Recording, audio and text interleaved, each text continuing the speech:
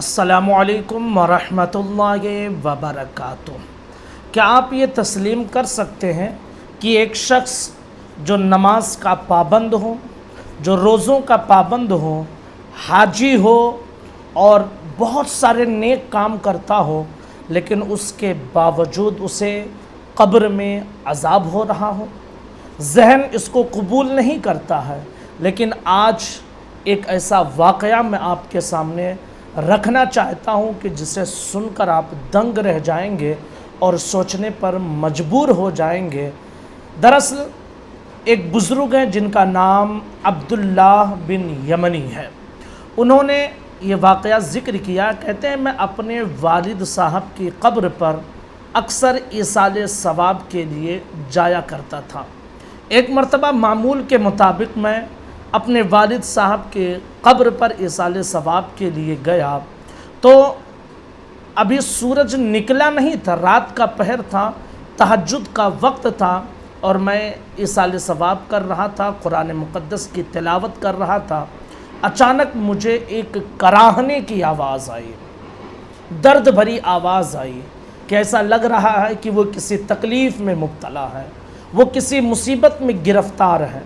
कहते हैं, मैं उस आवाज़ की तरफ तवज्जो दिया, लेकिन आवाज़ तो आ रही थी, लेकिन कहाँ से आ रही है, कैसी आवाज़ है, ये मेरी समझ से बाहर थी। कहते हैं, मैं फिर अपने काम में लग गया, यानी कुरान पाक की तिलावत करने लगा। फिर आवाज़ आने लगी। कहते हैं, मैं जो तूँ ईसाले सवाब किया और जब सुबह का वक्त हुआ तो एक साहब वहाँ से गुज़र रहे थे। मैंने उनसे पूछा कि ये जो कब्र है, ये कब्र किसकी है?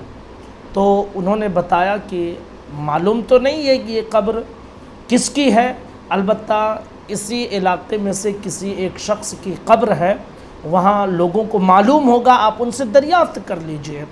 तो अब्दुल्ला बिन यमनी कहते हैं कि मैं उस इलाके में गया और मैंने लोगों से पूछा कि फ़ला फ़ला कब्र की निशानदही मैंने की और पूछा कि ये किसकी कब्र है। तो लोगों ने बताया कि एक अच्छे इंसान की कब्र है, वो कुरान पाक की तिलावत करता था, वो शख्स नमाजी था, वो शख्स सखी था, यानी लोग उसकी अच्छाइयाँ बयान करने लगे। तो मैंने कहा कि भाई दरअसल मैं पूछ इसलिए रहा हूँ कि रात में अपने वालिद साहब की कब्र पर ईसाले सवाब के लिए गया था तो वहाँ से मुझे कराहने की आवाज़ आई, एक मुसीबत ज़दा की आवाज़ आई। तो मैंने सोचा कि पूछूं तो सही कि ये कब्र किसकी है। तो हाल ये है कि लोग ये बता रहे हैं कि वो अच्छा था, वो नमाजी था। फिर कहते हैं कि मेरे जहन में ख़याल आया, मैंने पूछा कि आखिर वो कोई गुनाह भी करता था? तो लोगों ने कहा कि हाँ, नेकियां तो बहुत सारी करता था, लेकिन वो एक गुनाह करता था। वो गुनाह क्या था? तो लोगों ने बताया कि वो सूदी कारोबार करता था, इंटरेस्ट वाला कारोबार करता था, जिसको रिबा कहा जाता है, सूद कहा जाता है, वो कारोबार करता था। याद रख लीजिए कि सूद ये सख्त हराम है। कुरान मुक़द्दस में सूरह बकरा की आयत में 3 पारे में इसकी हुर्मत का ज़िक्र किया गया है।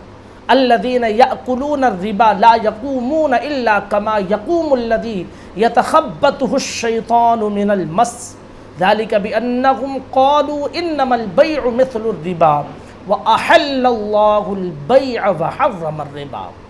इस आयत में अल्लाह तबारक व तआला ने ये फरमाया है, लंबी आयत मुबारका है, कि अल्लाह ने तिजारत को हलाल करार दिया है लेकिन सूद को हराम करार दिया है। अब ज़रा सोचें कि वो नमाजी था, वो रोज़ेदार था, वो कुरान पढ़ता था, वो हज किए हुए था, वो उम्रा किए हुए था, सारी नेकियां करता था, लेकिन सूदी कारोबार करता था। अल्लाह तबारक व ताला ने इस पर उसकी गिरफ्त फरमा ली और कब्र में उसे अज़ाब हो रहा था। आप ज़रा सोच कर देखें और समझ कर देखें, आज बहुत सारे लोग इस बला में मुब्तला हैं और वो सूदी कारोबार करते हैं। बहुत जल्दी वो ऊंची उड़ान उड़ना चाहते हैं, जिसकी वजह से वो इंटरेस्ट का धंधा करते हैं, इंटरेस्ट का कारोबार करते हैं। ये सख्त हराम है और ये समझ लीजिए कि اگر وقتی طور پر اس میں فائدہ ہو جائے تو ہو جائے، ورنہ سود کا لین دین کرنے والا جو ہوتا ہے برکت اس کے یہاں نہیں ہوتی ہے، اور بہت ہی جلد وہ شخص زمیں بوس ہو جاتا ہے، یعنی اس کی تجارت اور اس کی ساری چیزیں تہس نہس ہو جاتی ہیں۔ یہ دنیا میں نقصان ہوتا ہے، اور مرنے کے بعد تو اسے سخت عذاب میں گرفتار ضرور کیا جاتا ہے۔ تو گزارش ہے کہ اس ویڈیو کو تمام لوگوں تک ضرور شیئر کیجیے۔ السلام علیکم ورحمۃ اللہ وبرکاتہ۔